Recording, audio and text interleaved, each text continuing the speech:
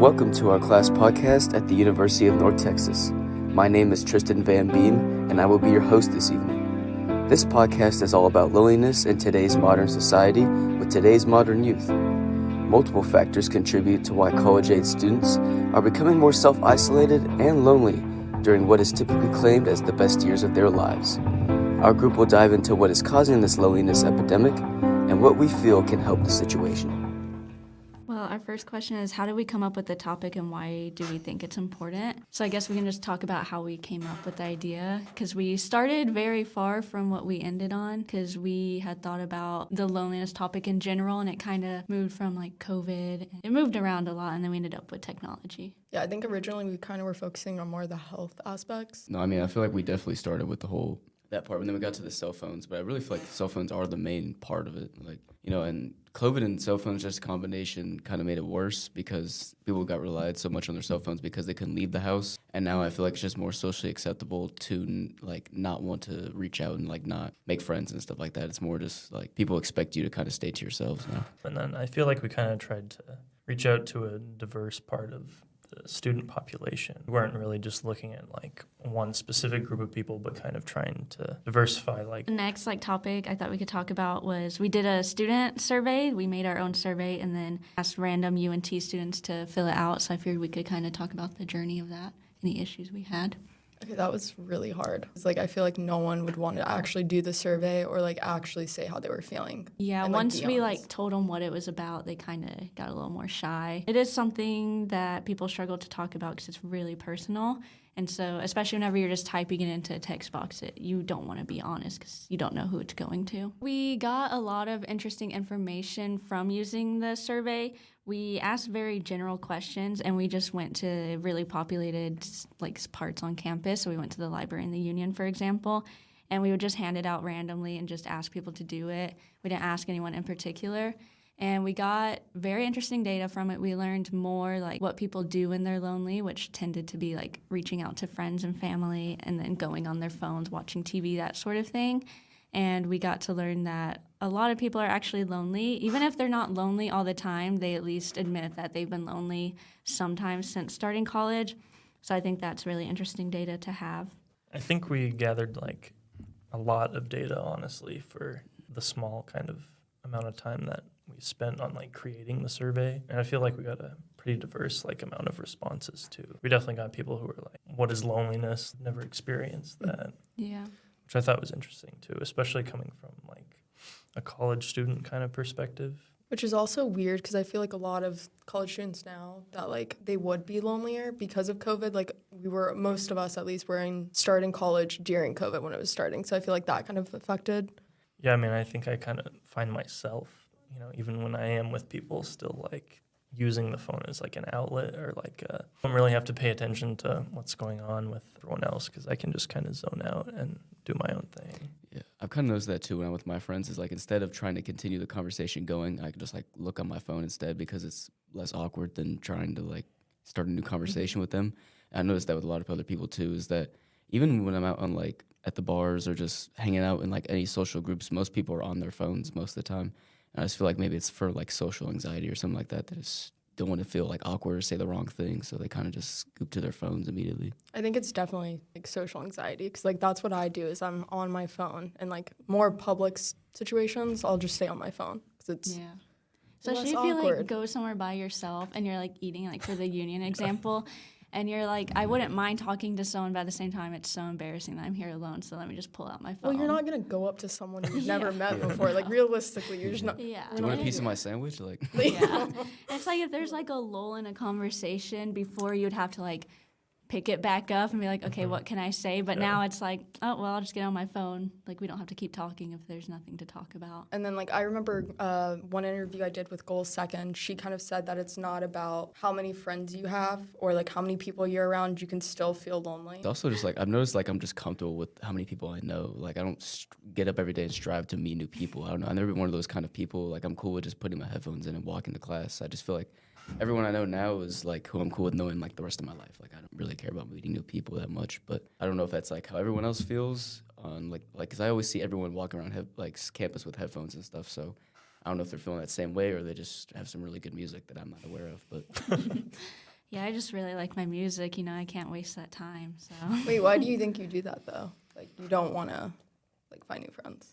well, like I don't know. It's just I've never been like a super social person, but I feel like I just have enough friends to where like I'm entertained with them, but also at the same times when I'm hanging out with them, I'm like I'm really bored of this person and I want new friends, but like I don't know how to explain it. Like I'm content with the people I have in my life, but at the same time, it's just I feel like it's so much effort to meet a new person without it being awkward and going and be like, I like your shirt. Like what else? What am I Like saying? you want to get to that comfort spot that you have with your friends now, but it takes so much effort to get there with new friends. Yeah, like I'm comfortable with them now. It's just sometimes I get bored because, and I'm sure that everyone gets bored with their friends just because you see them all the time. But meeting new people, it just seems like a strain because then it's like you're starting over pretty much. And it's like a relationship, you know? Once you end it, then it's like, damn, I gotta go through like the whole dating process, which is like, I gotta like meet this dude again or something. But that's pretty much just how it is for me. I think it's definitely like a comfort thing because I find myself doing kind of a similar thing. You know, I hang out with my girlfriend like most of the time or my roommates occasionally. I don't find myself like reaching out to people like that. I would say my circle is pretty small, but you know, I don't necessarily want to expand on it right now just because it is like difficult to make a new relationship with someone else.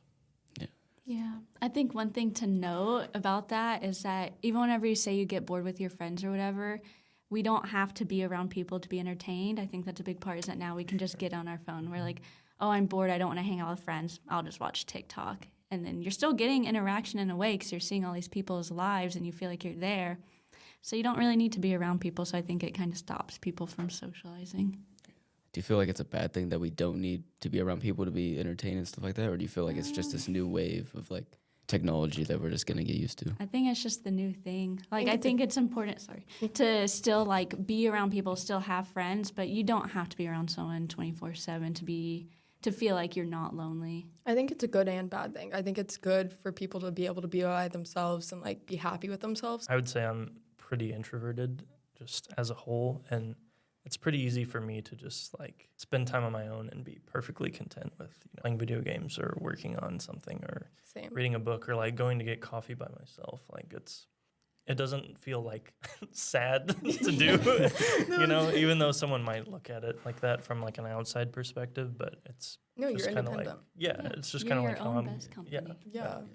I do feel like it's soothing as well, just going to the union and like getting food all by yourself and stuff. It kind of gives you more space to think and just like be in your own head. Yeah. But that's what I experienced from it. I feel like that's why I listen to the headphones so much because like that's my one time. Because I don't know if y'all know, but like I live in a frat house with 11 other people.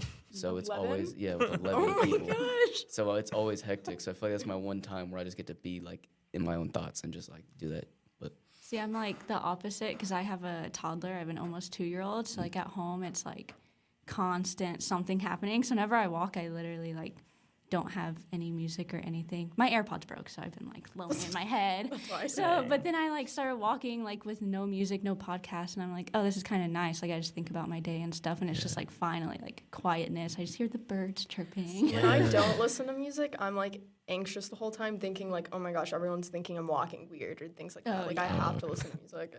You have to I distract get into yourself. my head. Yeah. I like he brought up the birds because my headphones did die like 2 weeks ago when I was walking to class and I was like, I forget there's birds here. Like, I just heard them chirping out of nowhere. There's so much happening. Like at night, there's crickets. Oh my Yeah. gosh.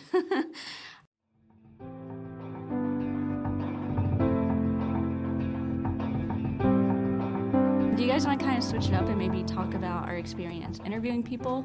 Like if we learned something new from the people we interviewed or the data that we collected? We can just touch on it for a moment.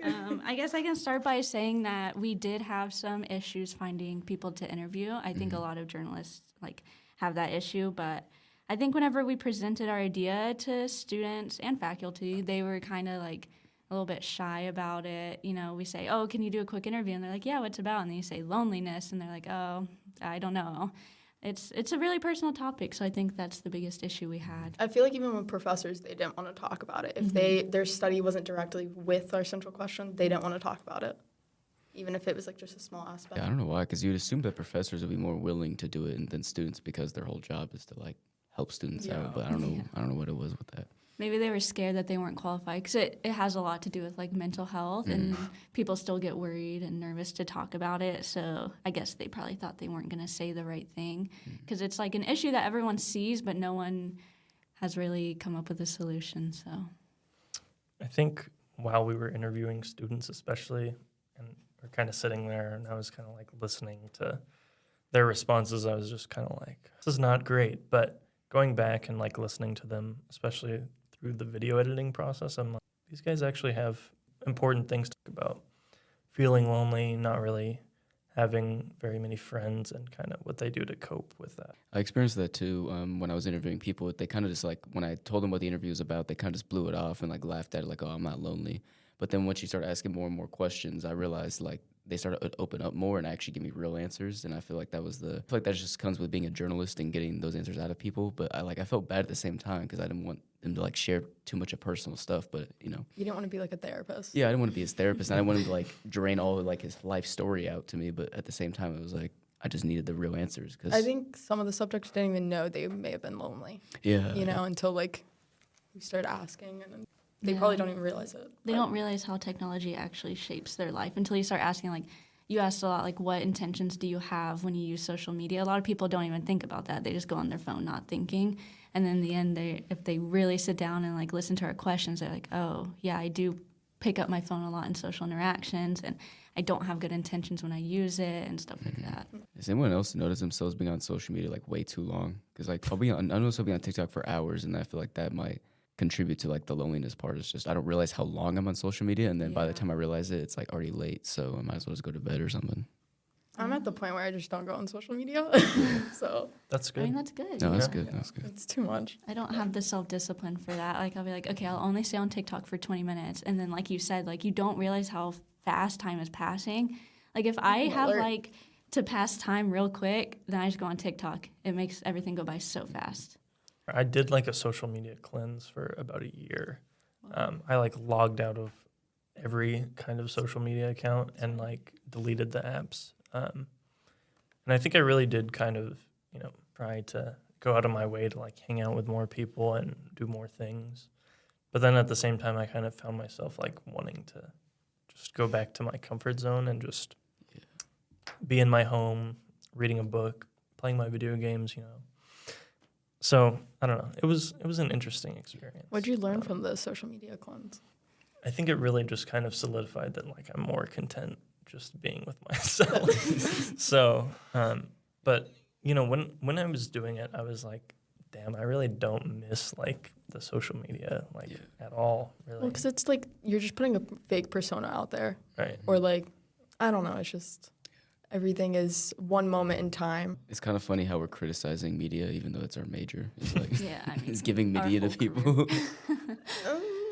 I wouldn't Yeah, but I feel like you don't have to consider get social media like just from social media. That's true. That's probably the most accessible way to access it now. Yeah. And But- using media professionally versus like personal use is way True. different. Like Yep. going on there, Mhm. like I think a lot of things that people struggle with is seeing other people's lives and like what they're doing, and you get jealous or whatever. But you have to understand, like that's literally a snippet of their life. That's like the best part. But when you're only seeing that on your feed Yeah. of everyone's so happy, everyone's perfect, that's when I think it kind Yeah. of becomes an issue. Especially when they plan out that post for it to seem as perfectly as possible. It's like if you had to make this whole plan, then why post It's it? just not even real at that Yeah. point. A key to helping this loneliness epidemic is to have a more connected community. Taking advantage of community resources such as clubs, library classes, recreational sports, and more can help anyone who is feeling isolated from others.